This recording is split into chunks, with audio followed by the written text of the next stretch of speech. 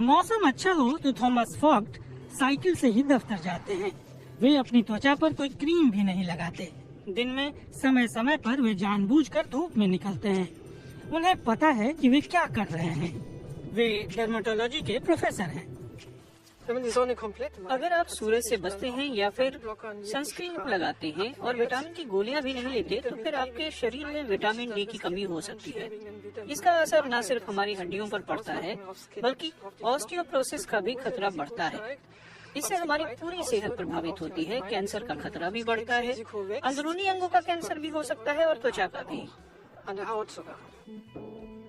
शरीर पर सूरज की किरणों के असर पर प्रोफेसर फॉक्ट कई साल से रिसर्च कर रहे हैं। सबसे ज्यादा पाई जाने वाली कैंसर की बीमारियों में विटामिन डी के सकारात्मक असर को तो सब मानते हैं, लेकिन हाल ही में प्रोफेसर फॉक्ट और उनकी रिसर्च टीम ने कई अहम बातें साबित की हैं। हमारे शरीर के ऊतकों में विटामिन डी के रिसेप्टर होते हैं जो ट्यूमर को रोक सकते हैं। इनमें त्वचा के ऊतक भी शामिल हैं, जिन्हें कैंसर से बचने के लिए विटामिन डी की जरूरत होती है। ऐसे में अगर हम अपनी त्वचा को सेहतमंद रखना चाहते हैं तो विटामिन डी की कमी से बचना होगा। लेकिन जर्मनी जैसे देशों में विटामिन डी की कमी है। प्रोफेसर फॉक्ट और उनके साथी बताते हैं कि सिर्फ 40% लोगों में ही विटामिन डी पर्याप्त मात्रा में है। सिर्फ गर्मियों में ही सूरज इतनी ऊंचाई पर होता है कि वह विटामिन डी बना सके। सिर्फ ज्यादा चर्बी वाली नमकीन पानी की मछलियाँ ही इस अहम विटामिन की भरपूर मात्रा मुहैया करा सकती हैं। फिर भी हमारी विटामिन डी की रोजाना की जरूरत पूरी नहीं होगी।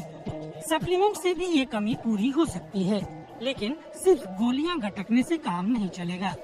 शरीर के लिए नियमित रूप से धूप जरूरी है। लगातार ऐसे सबूत मिल रहे हैं कि प्राकृतिक रूप से बनने वाला विटामिन डी हमारे शरीर के लिए ज्यादा फायदेमंद है। मसलन ये खून में ज्यादा समय तक रहता है। इसका एक और फायदा है कि इसकी ओवरडोज यानी जरूरत से ज्यादा डोज का खतरा भी नहीं रहता। प्रोफेसर फॉक्ट धूप में रहने का मशवरा देते हैं, लेकिन मुनासिब धूप किसे कहेंगे?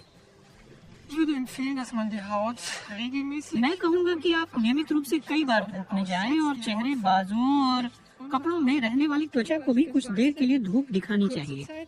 ये धूप दोपहर से पहले और दोपहर बाद वाली हो सकती है, जब सूरज की तपिश ज्यादा नहीं होती। धूप में रहने पर हमारे शरीर में विटामिन डी बनने लगती है, साथ ही त्वचा अपना बचाव भी करने लगती है। लेकिन इसमें सावधानी भी बरतनी होगी, क्योंकि जरूरत से ज्यादा धूप हमें नुकसान भी पहुंचा सकती है। खासकर भरी दोपहर की धूप त्वचा के लिए खतरनाक है। निर्भर करता है। आपको पता होना चाहिए कि आपकी त्वचा के हिसाब से कितना तापमान मुनासिब है। इसी से आप विटामिन डी की पर्याप्त मात्रा ले पाएंगे। अगर आपको ये पता नहीं है तो फिर अपनी त्वचा का टेस्ट करा सकते हैं। त्वचा को जलने से बचाना होगा। ये लाइफस्टाइल न सिर्फ आपको सेहतमंद रखेगा, बल्कि आपको कैंसर से भी बचाएगा।